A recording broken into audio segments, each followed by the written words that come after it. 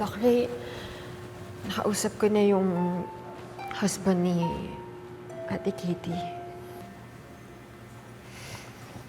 Hindi ko siya matignan sa mga mata eh. Naawa ko para sa kanya, pati sa anak niya.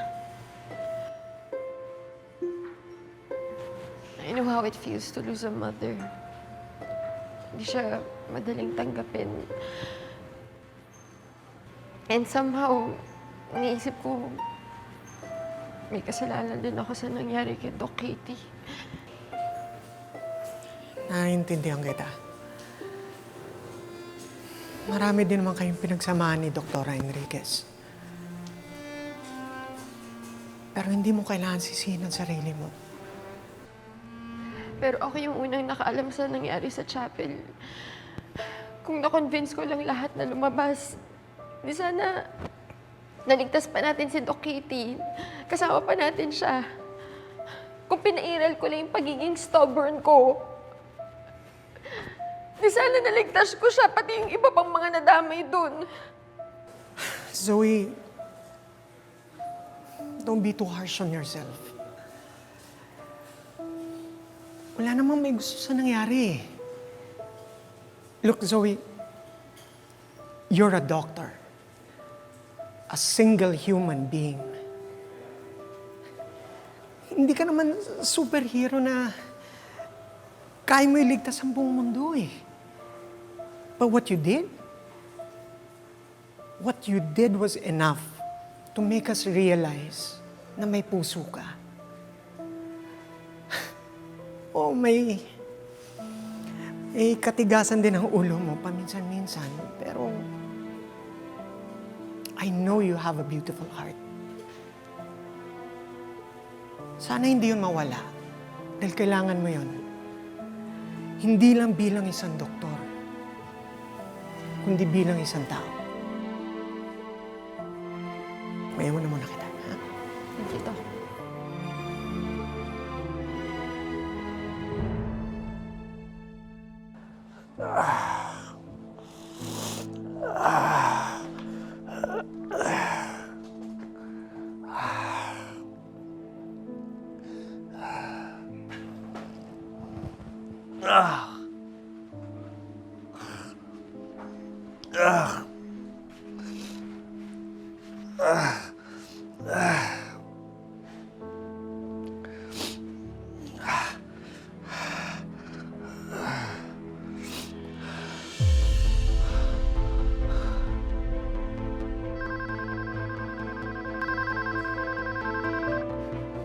Hello.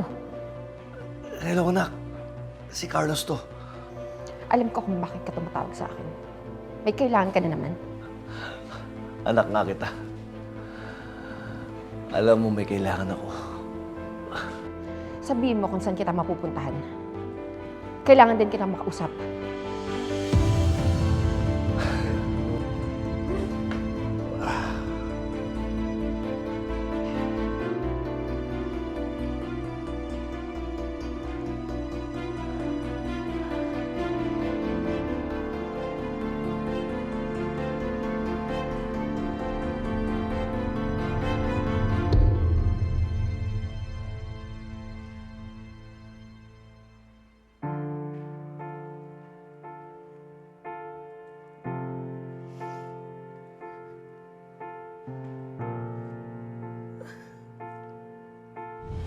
Oh my gosh. How do I look? Perfect.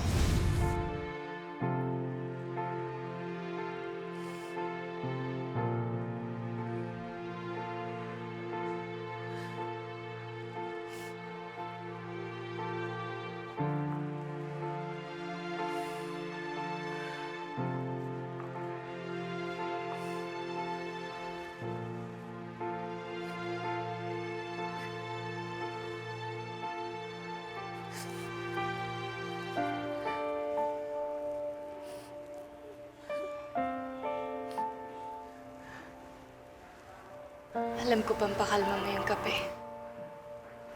Thank you.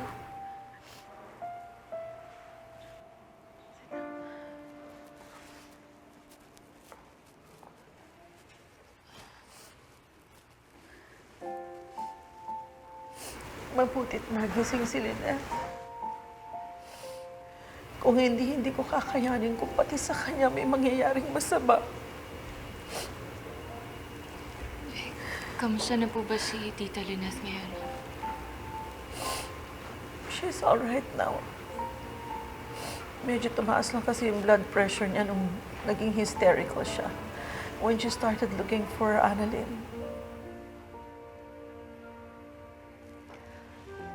Naiintindihan ko siya. Kasi alam kong pakiramdam na mawala ng isang anak.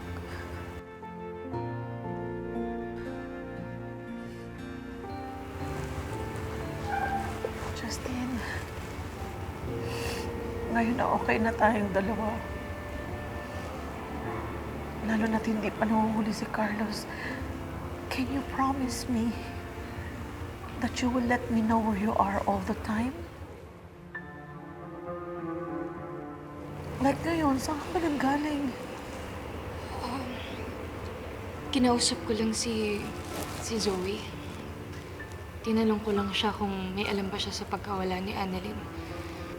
I don't think may kinalaman siya. In fact, kung nakinig lang ako kay Zoe, baka hindi ganito yung nangyari. Ano pang ibig niyo sabihin?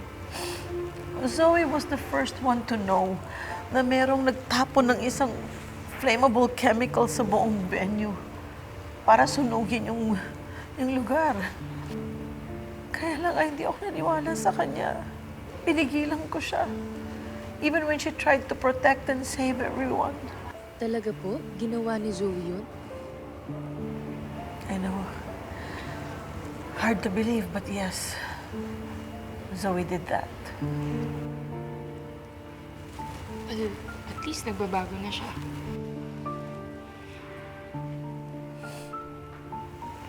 Sana lang hindi siya tumulad sa nanay niya. Lalo na't patay na si Moira.